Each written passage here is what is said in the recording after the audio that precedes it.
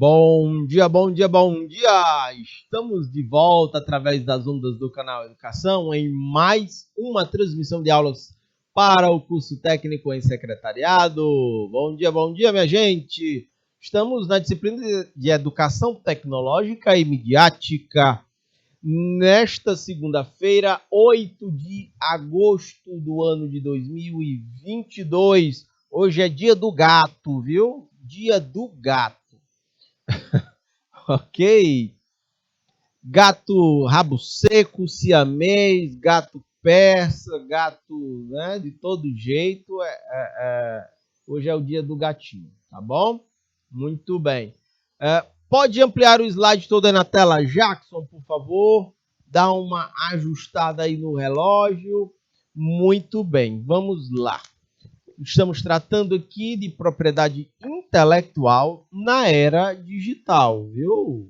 Muito importante conteúdo para todos nós e especialmente para vocês que são futuros técnicos em secretariado.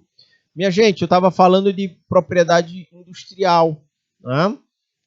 São projetos de desenvolvimento de um determinado motor, de uma determinada máquina, equipamento, é uma fórmula de um produto químico, de uma bebida ou de sacam? Então, a ideia é, as pessoas vão, ou pode ser de cosmético, produtos de cosmético, tudo mais. A ideia dessa propriedade intelectual é garantir que quem invista em criar novos produtos cada vez mais possam ser remunerados por isso, servindo como um estímulo para que vocês possam continuar os investimentos. E aí eu disse para vocês, por isso que existe a espionagem industrial, é porque tem gente que entra para espionar e tentar copiar produtos aí no jogo econômico. Destacado em amarelo, durante um período determinado, somente o titular do direito de propriedade industrial pode explorar economicamente o objeto protegido. A finalidade da propriedade industrial é incentivar a criação e coibir a concorrência desleal. Ei, Jackson, vamos compartilhar lá a legislação que fala dos direitos de propriedade intelectual aqui no Brasil. Vejam só, temos aqui esse conteúdo, anotações à Lei 9.279, de 14 de maio de 1996. Deixa eu ampliar o slide, deixa eu ampliar aqui esse material. Não dá para ampliar, Jackson? Só um instante, vamos já dar certo aqui. Aí, agora deu certo. Ou não? Só um minuto. Quer dizer que desse jeito não está abrindo, não está conseguindo dar o zoom, né? Beleza. O Jackson vai ampliar aqui este material para eu compartilhar aqui com vocês. Só um minutinho. Câmbio. Deu certo? Agora é tu mesmo que opera aí subindo, né? Beleza. Vai, pode subir. Aí, muito bem. Pode subir mais, pode subir.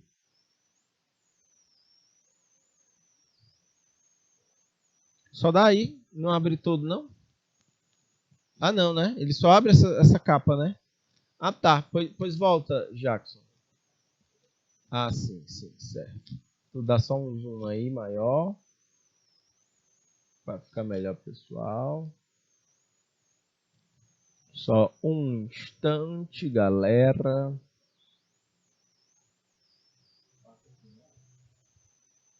Só tem isso aí também?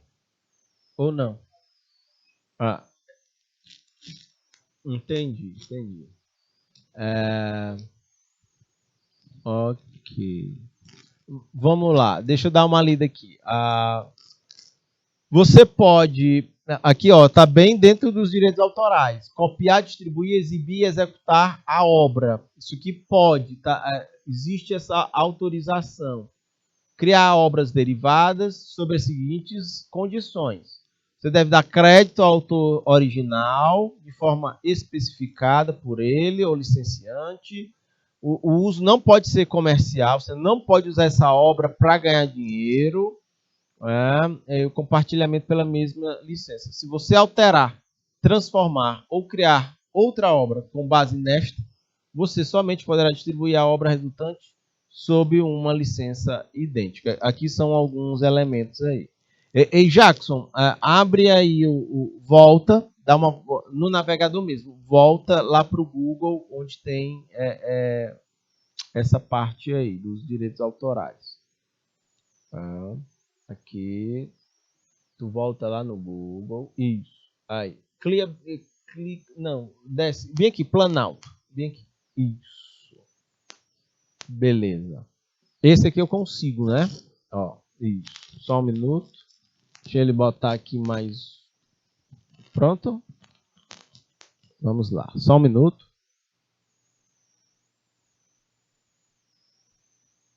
aqui, ok. Esta lei regula direitos e obrigações relativos à propriedade industrial, né? Oi. Opa, aqui. Beleza. Concessão de patentes e invenções e modelos de utilidade. Ela protege o registro de desenho industrial, concessão de registro de marca, repressão às falsas indicações geográficas, concorrência desleal. Aplica-se também no disposto, né? Pedidos de patentes e registros provenientes do exterior, né? Nacionais, concedidos a nacionais ou pessoas domiciliadas em país que assegure aos brasileiros ou pessoas que morem no Brasil direitos iguais, né? Aqui, da titularidade, ao autor de invenções. A patente será requerida em nome próprio pelos herdeiros ou sucessores do autor. Né? Quando tratar de invenção ou de modelo de utilidade realizado conjuntamente por duas ou mais pessoas, a patente poderá ser requerida para os demais.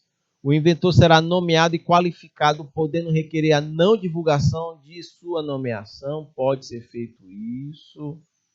Né? É patenteável a invenção que atenda aos requisitos de novidade, a atividade inventiva e aplicação industrial. Tem que ter critério para que isso aconteça. Sacam? Tem mais aqui. É patenteável como modelo, uso prático.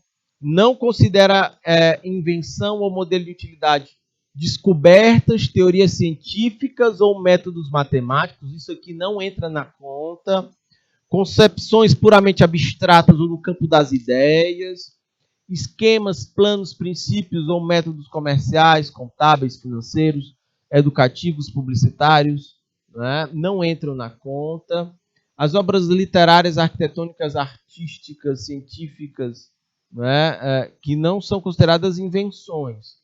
Obras literárias, artísticas, arquitetônicas ou estéticas, programa de computador em si, regras de jogo, né? Isso aqui não entra nessa conta. A invenção e o modelo de utilidade são considerados novos quando não compreendidos no estado da técnica. Ok? E aí vai. Pelo inventor, nós temos o INPE, que é o órgão responsável por isso. Aqui eu tenho toda a lei que vai tratar dos direitos.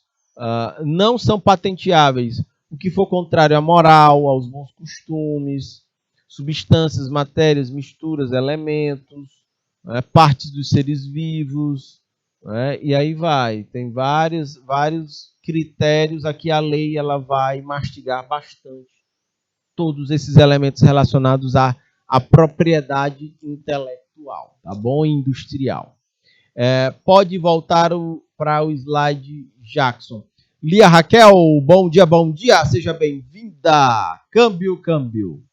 Vamos adiante para o slide mesmo. Isso. Muito bem. Deixe eu calibrar aqui minha canetinha mágica e a gente segue com a nossa aula de hoje. Para solicitar o registro de propriedade intelectual, está destacado em amarelo aqui. A primeira coisa é buscar o órgão responsável pelo registro. Aqui é o INPE. Deixa eu botar de marca-texto azulzinho. É o Instituto Nacional... Opa, só um minuto. De Propriedade Industrial. É o INPE. É quem tem a competência para isso. Ok?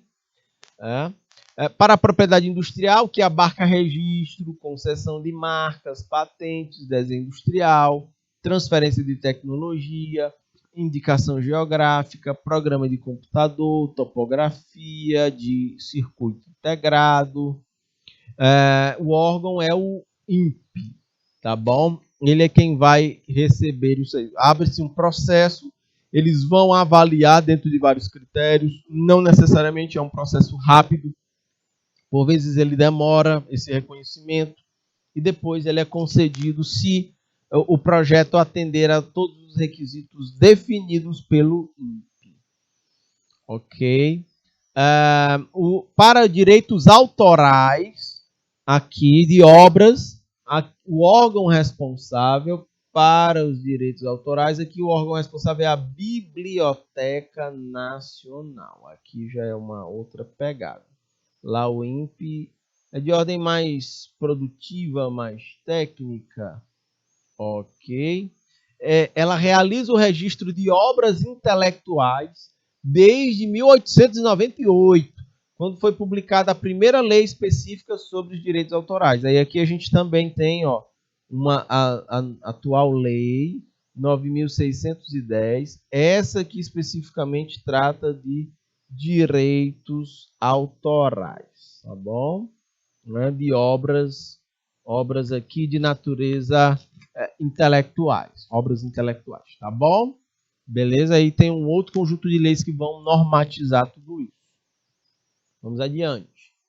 O artigo 7º, ele vai dizer da lei de direitos autorais. São obras intelectuais protegidas, são protegidas as criações do espírito, expressas por qualquer meio ou fixadas em qualquer suporte, tangível ou intangível. De repente é num livro, mas pode ser num site, ok? Numa plataforma digital. Conhecido ou que se invente no futuro. Por exemplo, são consideradas obras intelectuais textos e obras literárias. Aí tem uma lei específica para tratar disso, né? Artísticas ou científicas, as conferências, alocuções, sermões ou outras obras de mesma natureza podem ser registradas por direitos autorais. As obras dramáticas e dramático-musicais, obras coreográficas, pantomímicas, cujas execuções cênicas, aqui por cênicas que exigem atuação, se fixe por escrito ou por qualquer outra forma. Aqui são formas de registro para garantir que alguém produz algo intelectual e que a partir daquilo ali ele possa ser monetizado. Se outras pessoas tiverem o interesse de fazer uso daquela obra específica, elas pagam os direitos autorais e têm a sua licença para uso. Ok? Ainda no artigo 7, sobre essas obras intelectuais protegidas pelos direitos, pela legislação autoral, entram composições musicais, tenham ou não letra, porque tem música que é só que tem letra e harmonia, né? E outras que não tem necessariamente a letra, é só o arranjo. Isso também entra, viu? As obras audiovisuais, sonorizadas ou não, inclusive cinematográficas, produções de vídeo aqui, Também obras fotográficas e as produzidas por qualquer processo análogo à fotografia. Isso aqui também é possível de patente. É tanto que você não pode usar. Tem fotos que não têm direitos autorais. Logo, você pode usar livremente em qualquer coisa que você possa produzir. Já tem obras, fotos que têm esses direitos autorais. Você precisa citar, precisa pagar para usar aquela foto em determinada coisa que você esteja produzindo. Aí você vai ter que respeitar aí a lei dos direitos autorais. Continuando aqui, no artigo 7º, obras de desenho, pintura, gravura, escultura podem entrar também na conta dos direitos autorais. Ilustrações, cartas geográficas, entre outras obras da mesma natureza. Projetos, esboços ou obras plásticas relacionadas à geografia, à engenharia, à topografia, à arquitetura, ao paisagismo, à cenografia, à ciência. Porque, por exemplo, se você for olhar aqui cenografia, você vai ter, por exemplo, filmes que envolvem essa história da cenografia, né? Do cenário, da ambientação em que aquela história está se desenrolando. E tem profissionais especializados em montar isso. Tem filme que ganha Oscar por conta disso, entendem? E ali você tem o devido registro, né, do profissional que fez a cenografia. Tem uma coisa muito interessante. Se você for olhar pelos filmes, vários filmes do Batman, tem filme do Batman que, em termos de cenografia, eles criam uma Gotham City, a cidade do Batman, com base literalmente nos quadrinhos, no pano de fundo, né? Você tem uma Gotham City diferente, uma cidade fictícia até. Já tem filme que eles pegam imagens da cidade de Nova York e usam como Gotham City, entendem? Não tem cenografia aí. Eles pegam a cidade e filmam as histórias do Batman e dizem que é Gotham. Já tem filme do Batman que tem uma criação, tem um negócio aí focado exatamente no filme. Então percebam, são projetos que são assinados, você reconhece o autor, no caso, e ele vai ser reconhecido, ele estará nos créditos disso. A gente está falando de obra plástica, né? Onde você tem, de repente, originais e você tem cópias autorizadas, de repente. Por vezes, em exposição, fica a cópia autorizada, mas não fica original, porque ele tem que estar muito mais protegido. De repente, é uma arquitetura. Deem uma pesquisada no YouTube depois sobre a arquitetura de Brasília. Vocês vão ver lá o Oscar Niemeyer, né, como o grande arquiteto daquelas obras. E você vai ver várias obras do Niemeyer pelo Brasil e elas têm um traço, elas têm uma identidade interessante. Aqui mesmo no Piauí, se você olhar o Palácio de Karnak, que é a sede do governo do estado, ele foi projetado por Burle Marx. É um paisagista, né, que fez isso.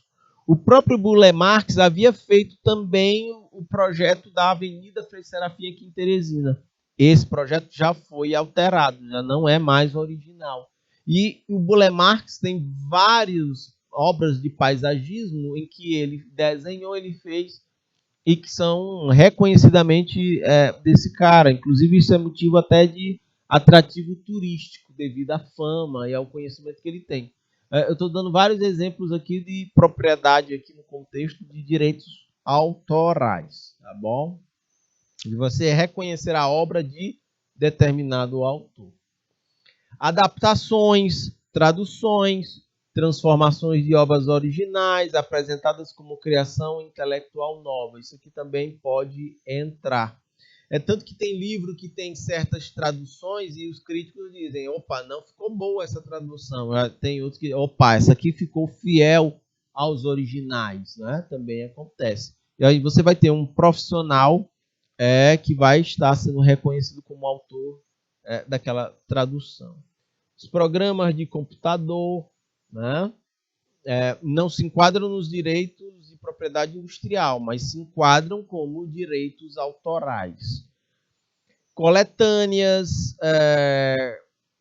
compilações, antologias, enciclopédias, dicionários, bases de dados, outras obras que, por sua vez, sua seleção e organização à disposição do conteúdo constituam uma criação intelectual.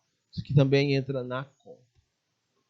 No artigo 28, cabe ao autor o direito exclusivo de utilizar, fruir, né, e dispor da sua obra literária, artística ou científica. Né? Cabe ao autor. Só um minuto. O direito exclusivo. 29, artigo 29, depende de autorização prévia e expressa do autor a utilização da obra por quaisquer modalidades. O autor precisa autorizar, de repente, a reprodução só de parte ou integral da sua obra. Ele precisa autorizar a edição, porque isso aqui pode comprometer a integridade da informação, sacam? A edição pode mudar tudo. A adaptação, o arranjo musical e quaisquer outras transformações aqui no campo da música, né? Você tem a mesma música, mas ela pode estar no ritmo do samba, ela pode ir para um ritmo mais... um outro ritmo de música, pode ir para o lado do frevo, ela pode ter diferentes formatos. A essência, a letra da música está ali, mas isso precisa ser feito com a autorização prévia do autor.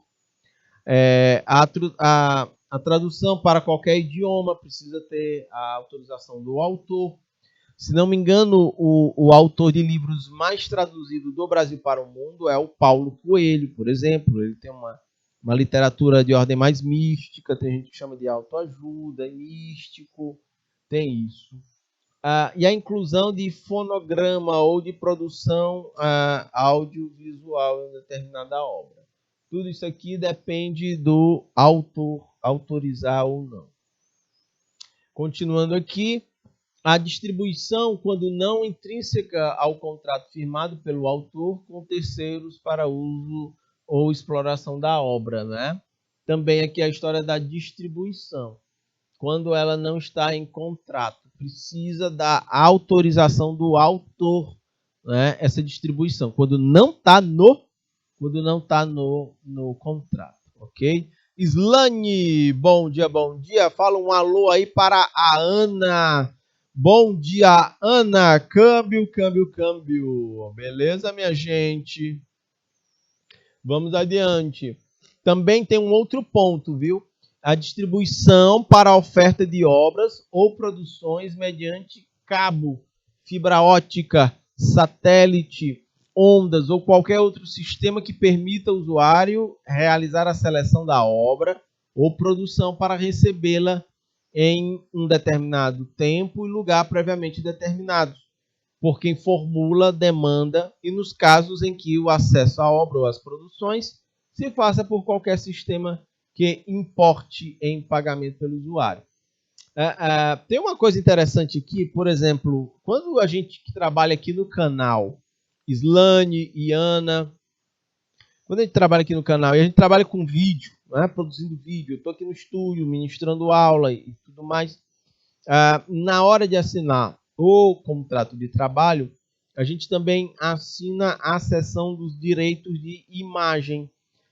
O que acontece? Pode ser que para fazer uma campanha promocional do canal, ou seja, para chamar a atenção de alguma coisa, fazer uma propaganda ou algo, sejam usados imagens do professor e tudo mais. Então, ali você já cede os direitos autorais, aliás, de imagem nesse caso, para que a empresa, para que a organização, para que possa usar livremente. É como, de repente, um aluno de uma escola se torna garoto propaganda. Ali se já assinou anteriormente os direitos de uso da imagem, óbvio, ele não vai receber por isso, mas ele pode ser inserido em peças publicitárias da organização no sentido de publicidade.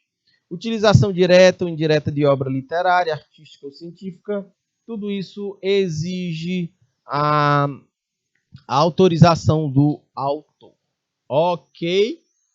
Plágio. Eu estava falando até ainda há pouco do plágio, citei como exemplo aqui o Zé Ramalho, acusações que foram feitas. Isso é muito antigo, isso é década de 70, 80 aí, sobre ele. Na história do plágio, né, e também expliquei que não é bem assim, né, essas acusações feitas. Não foram bem assim. O que é o plágio? É a ação ou efeito de plagiar, de expor ou mostrar uma obra intelectual de outra pessoa como se fosse da sua própria autoria. Apresentação que alguém faz de algo como se fosse da sua própria autoria, quando na verdade foi criado ou pertence a outrem. É quando o plágio é uma cópia, é como uma imitação. Aqui de acordo com o dicionário.com.br. Ok? Então, a princípio, isso seria plágio. Nas pesquisas científicas, é preciso muito cuidado para fugir disso, né? Fugir dos plágios, tá bom? Tem muito trabalho em que, volta aqui para mim, Jackson, tem muito trabalho que é concha de retalho. O pesquisador, ele sai pegando as referências aí, de acordo com o autor tal, isso. Segundo o autor tal, é isso. Para este autor, é isso, aquilo. O pesquisador, na verdade, ele torna o trabalho uma concha de retalhos porque ele cita as fontes. Mas ele não entra na discussão, ele não participa, né? Ele não se coloca ali no texto, ele não coloca os seus pontos autorais, o seu tempero.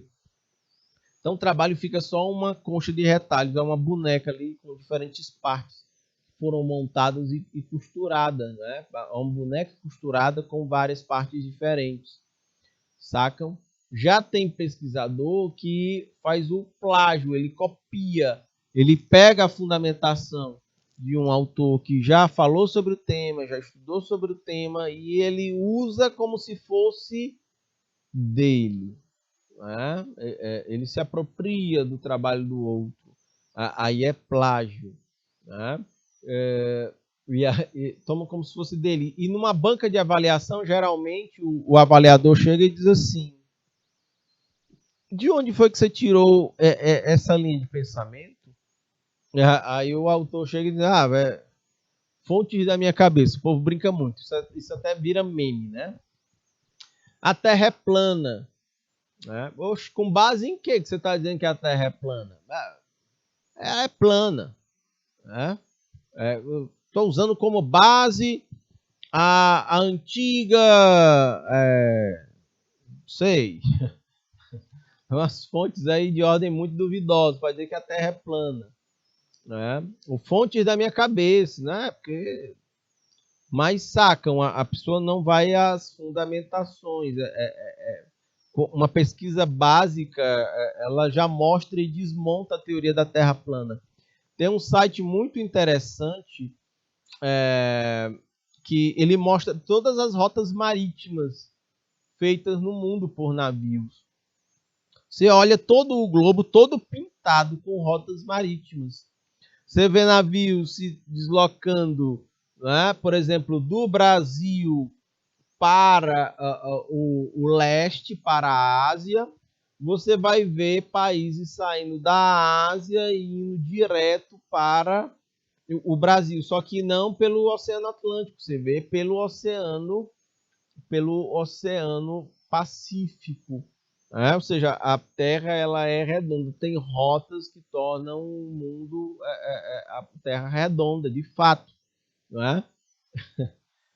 Isso foi até descoberto por um espanhol, ou por um português financiado pela Espanha, né? Na época das grandes navegações, Jackson, o Fernão Magalhães.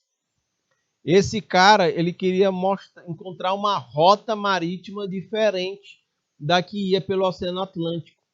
Então, ele vai percorrer aqui, ele vai pelo Pacífico. Ele vem aqui pela América do Sul, ele desce até ali a Argentina, Patagônia, dá a volta, chega no Chile. Ele não quer dar a volta no mundo pelo Oceano Atlântico, passando pela África, passando pela Oceania, chegando. Ele não quer isso.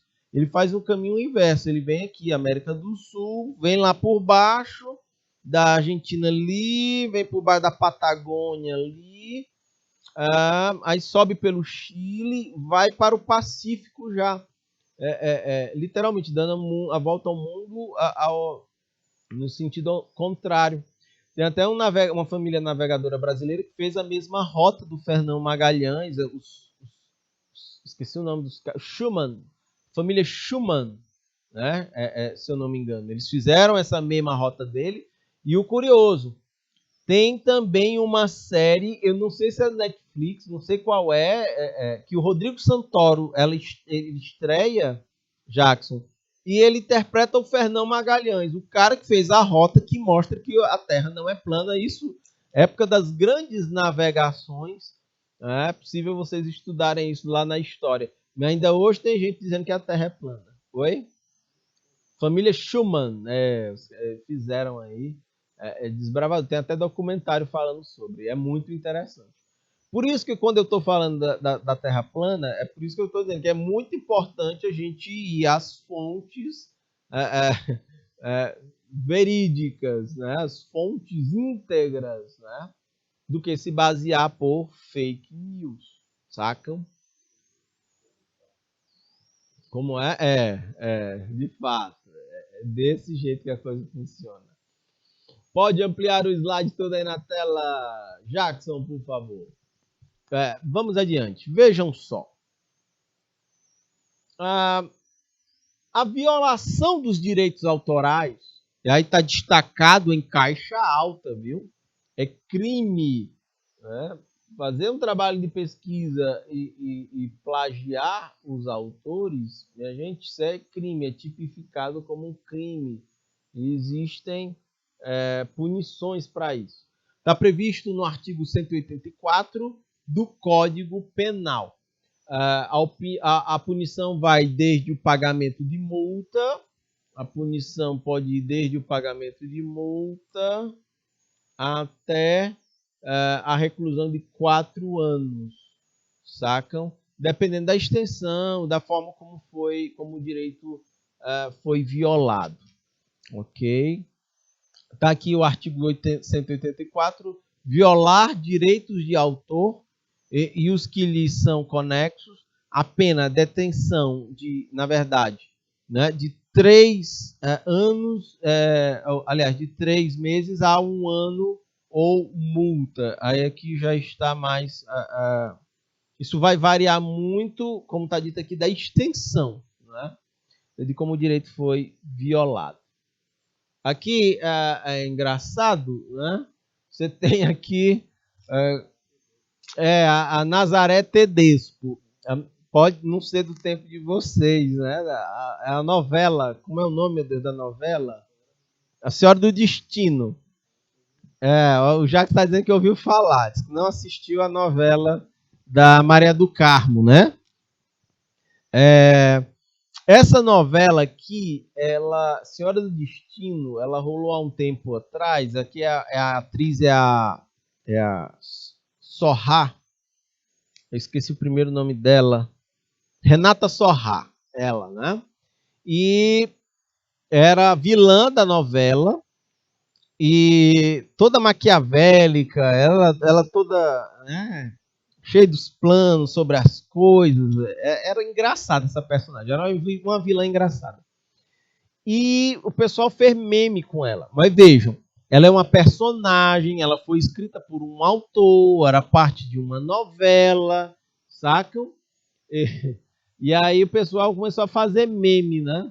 Bora imaginar, acontece uma coisa e eu não estou entendendo. Aí o pessoal usa esse primeiro meme aí, ó. Ela faz os cálculos e tal, mas a cara dela é cara de quem não está entendendo nada. Está tentando entender, mas não está entendendo nada. Né?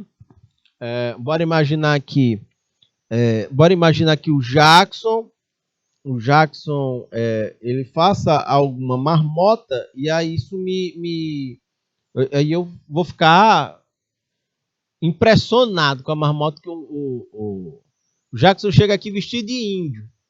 Aí eu vou ficar que nem a Nazaré aqui nesse meme, esse primeiro. Eu vou ficar, o que é mesmo? Por que, é que o Jackson veio de índio mesmo? Tentando entender, mas sem entender. Esse outro meme aí também. E aí, segundo o Viano, na prática, a imagem da Nazaré, por exemplo, que aparece no meme aí, ela tem como base o uso justo. Em um trecho de uma obra artística, ele foi liberado para crítica ou para paródia. Então, tem uma autorização aí, né? Foi liberado, então tem um uso justo. Dá para usar a personagem Nazaré, que foi criada por um autor, de forma a brincar aí, fazendo esses memes aí. Sacam? E aí tem vários personagens nesse sentido. Foi um trecho liberado para fazer essa paródia, para fazer essa brincadeira. O interessante é que ela, inclusive, chama a atenção. Vai que alguém vê e diz assim, oxente, que personagem, que coisa é essa? Aí procura, aí vai encontrar que é uma novela, aí a pessoa que nem assistiu se estimula, assiste a novela, vai que gosta.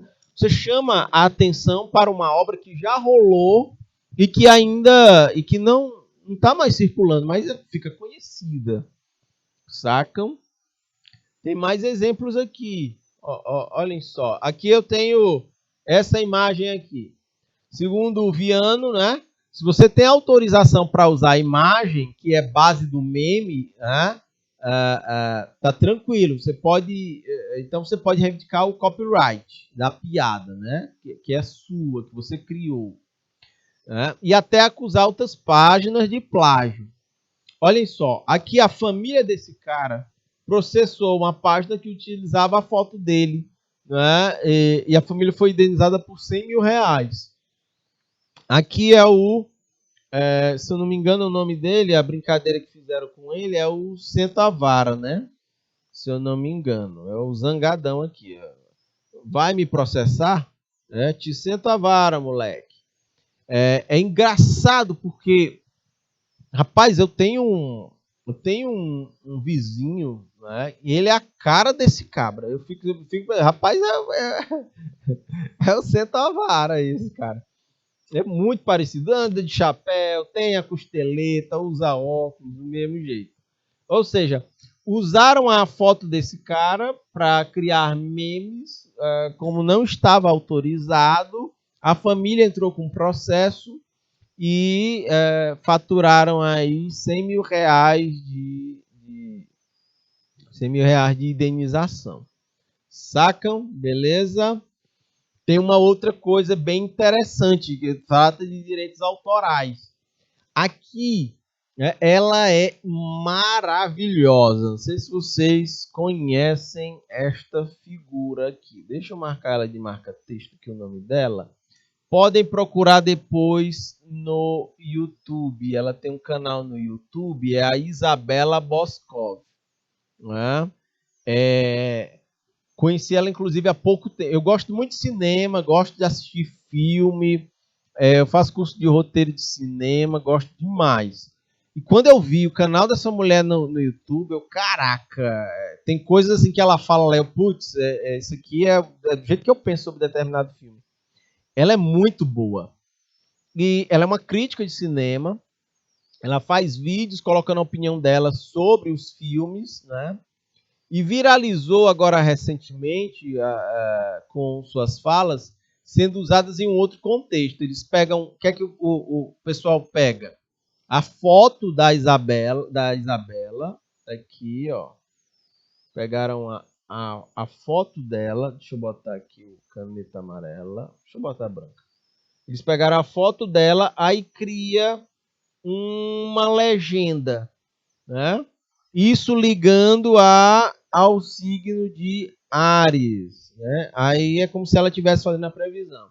Eu imediatamente tenho crise de ansiedade com determinada coisa. Sendo a pessoa, ela é comentarista de cinema, o pessoal pega a imagem dela, cria um meme, faz um meme, cria uma legenda e associa a uma outra coisa que não tem nada a ver, usando a imagem da Isabela, certamente sem autorização dela, sacam? Aí estão usando aí para signo, ok? Porém, para utilizar suas falas na publicidade, aproveitando o engajamento existente. Como ela é famosa, ela tem seguidores, o pessoal usa para fazer uma graça. Essa coisa é tão interessante que ela foi contratada depois para fazer um vídeo exclusivo de uma marca. Não é? Pegaram aqui a Isabela e associaram ela a uma marca de cosméticos. Ó, sacam? Né? Mas pegou daí, certo? Pegaram as falas dela, né? Ela só comenta cinema, aproveitaram o engajamento dela, famosa por ela ter seguidores. Ela foi contratada por uma marca para fazer o vídeo e a promoção. Isso aí acabou voltando positivamente para a Isabela nesse sentido. Ok, virou garota propaganda. A mesma pegada usam, e aí é muito comum, nos memes são assim, você pega uma foto, né, um print, você faz uma arte, você inventa alguma coisa lá e cria um meme, né? Por exemplo, tem o meme do Bane, né, Jackson? É a mesma coisa que o Jackson fez comigo aqui outro dia. A gente falando ainda de propriedade intelectual, e aí mais focado para a gente, porque a gente está tratando aqui está tratando de educação tecnológica e midiática, mas vocês têm a disciplina, e é comigo, de projeto de aprendizagem interdisciplinar, e que é de projeto de pesquisa. E na pesquisa a gente precisa buscar fontes, referencial teórico, a fundamentação teórica. Mas a gente não pode pegar os autores ou o pensamento dos autores, a gente não pode estar se apropriando como se fosse pensamento nosso. Então, existem duas formas de fazer a citação às fontes, de respeitar as fontes. Uma primeira é a citação direta, uma segunda é a citação indireta. Deixa eu mostrar aqui para vocês como é que funciona essa mecânica. Vejam só, por citação direta. Vejam, a transcrição ela é textual dos conceitos e do autor consultado. Você pega rigorosamente, você pega o que o autor falou, escreveu e replica. Você copia a fala do autor, o pensamento do autor, utiliza as próprias palavras do autor. A transcrição aqui é literal e textual de parte da obra do autor. Tem uma frase do autor que reforça o que eu estou dizendo. Então eu vou lá, extraio e coloco rigorosamente a mesma coisa. Olha, o Jackson botou aqui um memezinho que a gente estava brincando na semana passada. Inclusive, eu estava falando do filme do Batman e desse personagem do Bane, né? Eu estava falando do Gilvan. O Gilvan tem uma máscara que quando ele bota, ele importou da China. O Gilvan é professor também aqui do canal. Quando ele bota, ele fica parecendo o Bane. Aí o Bane é esse personagem aí do Batman, né? E aí o Jackson recortou a cabeça do Bane, botou na minha, ferro o print, tá? E o Bane aí. A manipulação do dado aí, da imagem, né, Jackson? Então é um meme. Hoje em dia tá muito fácil fazer meme aí. Basta. Exato, né? Tem isso. Então vejam só. Em relação aos textos, né, as citações, percebam. a gente tem aqui a transcrição literal da obra. Você extrai o texto e bota dentro da sua pesquisa. As citações diretas nesse contexto, né, minha gente, ela precisa ter até 3 linhas. Existem regras, né? Deixa eu botar em vermelho aqui. As citações diretas, elas têm 3 linhas, né? Devem aparecer no texto, incorporadas ao parágrafo e entre aspas duplas, com indicação das fontes, né? Onde foi tirado e o número da página. São regras necessárias. Está até destacado aqui embaixo. No texto, vejam só, a chamada, olha aqui a parte citada aqui. Aqui foi literalmente extraído do texto de um autor e colocado nessa pesquisa. Pandectística havia sido a forma particular pela qual o direito romano fora integrado no século XIX na Alemanha em particular. Vejam, esse texto foi extraído diretamente de alguma fonte, literal, foi o que o autor escreveu, está reescrito aqui, está citado o sobrenome do autor, Lopes, o livro, essa obra é de 2000 e a página é de 225. Aí, essa é a citação dentro do texto. Lá no final do texto, ele estará na lista de referências e citado em caixa alta Lopes, o autor José Reinaldo de Lima Lopes. O nome do livro é Direito na História, São Paulo, editora Max Limoned, 2000 é o ano da obra. Então, essa parte aqui que eu estou circulando em azul, essa parte aqui, esse trecho, ela foi extraída dessa obra, né, desse livro. Sacaram, né, isso aqui numa citação direta. Todo projeto de pesquisa ele vai ter esse tipo de citação. Ok? Ainda sobre citação direta, se essa citação tiver mais de 3 linhas, ela deve aparecer destacada, com um recuo de 4 centímetros da margem esquerda. Aqui eu tenho um esqueminha que mostra isso. Ó, deixa eu destacar em marca-texto preto para ficar mais claro. Aqui é uma página do meu projeto de pesquisa. Ok? Destaquei em preto aqui para ficar mais forte. Aí eu vou... Deixa eu botar aqui. Eu tenho texto em que eu estou... Um parágrafo em que eu estou falando de alguma coisa, de algum assunto. Só um minuto. Deixa eu botar a caneta vermelha. Aqui. Eu estou falando de algum assunto aqui. E para reforçar o que eu estou dizendo neste parágrafo, tem um trecho de um livro que eu quero fazer uma citação, de um autor. Eu quero fazer uma citação direta. Então, e tem mais de 3 páginas. Se existe mais de 3 páginas, aí o que eu vou fazer? Deixa eu ver se o amarelo fica bom. Eu vou fazer uma citação, ó, aqui nessa parte aqui. Vai ser mais destacada, uma citação direta de uma obra de um determinado autor. Então, aqui, eu vou recuar 4 centímetros. Olha a setinha mostrando aqui, ó. Eu vou recuar. Deixa eu botar aqui, marca texto, amarelão. Vai fazer um recuo da margem esquerda de 4 centímetros. Ok. E aqui eu vou continuar o meu texto. Vou botar aqui em vermelho de novo. Caneta, continua o texto. Continua a desenvolver a ideia. Eu comecei com um parágrafo, usei uma citação para reforçar o que eu estava dizendo e dou continuidade ao meu pensamento.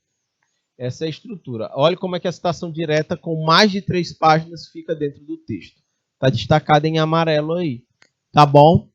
É um parágrafo independente. A fonte é menorzinha, a letrinha é menorzinha, O espaçamento é simples. Deixa eu continuar destacando em amarelo aqui as características de uma citação direta. Aqui, ó.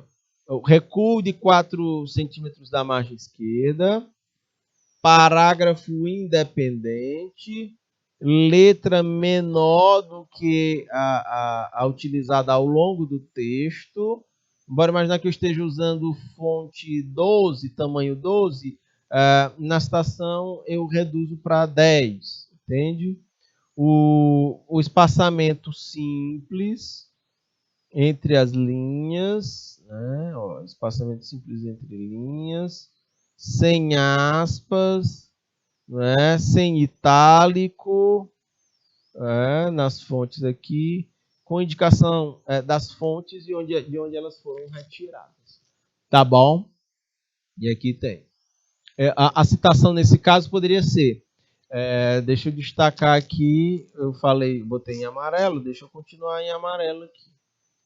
Ó, aqui seria esse trecho. Estou citando literalmente. Eu vou desenvolvendo uma ideia. Opa, essa citação, vejam, é mais de 3 linhas. Então, eu dou um espaçamento num novo parágrafo, faço o recuo de 4 centímetros, diminuo a fonte para 10, espaçamento simples, e aí começo. Processos de negócios compreendem um conjunto de atividades organizadas entre si, visando produzir um bem ou serviço para um tipo específico de cliente. Aí eu estou citando o autor, Rosenfeld, o ano da obra de 2000, página 40. É esse o conteúdo aqui da minha citação direta. Sacam? Depois, dou um Enter, volto à fonte de tamanho normal 12, espaçamento lá de 1,5 e continuo o meu texto no segundo parágrafo. Essa é a mecânica de uma citação direta. Tá bom? De acordo com a ABNT, Associação Brasileira de Normas e Técnicas. É a transcrição. E agora eu vou falar aqui da citação indireta. Qual é a indireta aqui? Deixa a caneta vermelha. É a transcrição das ideias de um autor. Só que agora eu uso minhas próprias palavras. A ideia é do autor, é do Lopes. Só que eu vou falar eu vou colocar no texto com as minhas próprias palavras. Ao contrário da citação direta, a citação indireta deve ser encorajada, pois é a maneira que o pesquisador tem de ler, compreender e gerar conhecimento a partir do conhecimento de outros autores. É importante esse esforço de você fazer isso com base em outros. Você pega ideias de outros autores e tenta reescrevê-las com suas próprias palavras. Nessa citação indireta, no início do texto, vejam como é que ela fica. Deixa eu destacar aqui em amarelão. Deixa eu botar aqui o marca-texto amarelão. Vou botar esse aqui. Ó, tá aqui, citação indireta no começo do texto.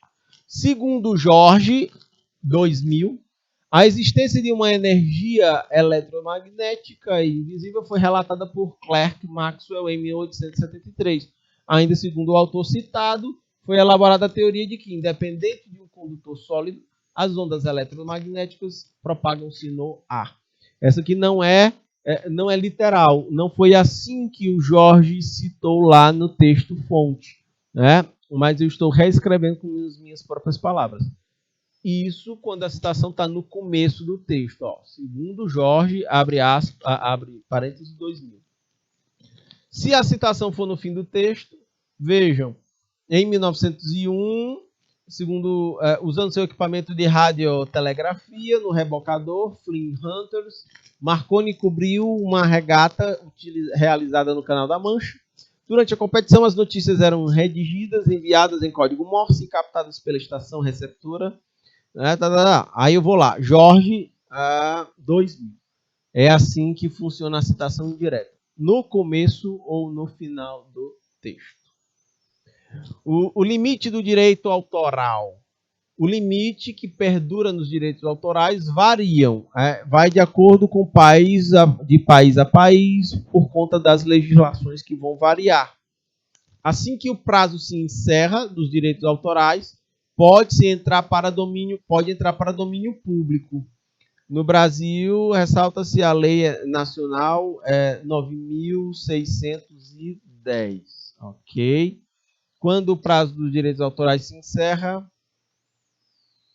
ele pode se tornar de domínio público e todo mundo pode usar livremente a obra. Pode ser a música, a composição da música, pode ser a peça teatral ou tudo mais, ok? No artigo 41, os direitos patrimoniais do autor perduram por 70 anos, contados de 1º de janeiro do ano subsequente ao seu falecimento. Depois que o autor falece, a obra fica de direitos autorais por mais 70 anos, obedecida a ordem sucessória da lei civil. Parágrafo único, aplica-se às obras póstumas o prazo de proteção dos direitos autorais. Então, a família goza dos direitos autorais até 70 anos depois do falecimento do autor. No artigo 2º, aqui a gente já está falando de lei de propriedade industrial.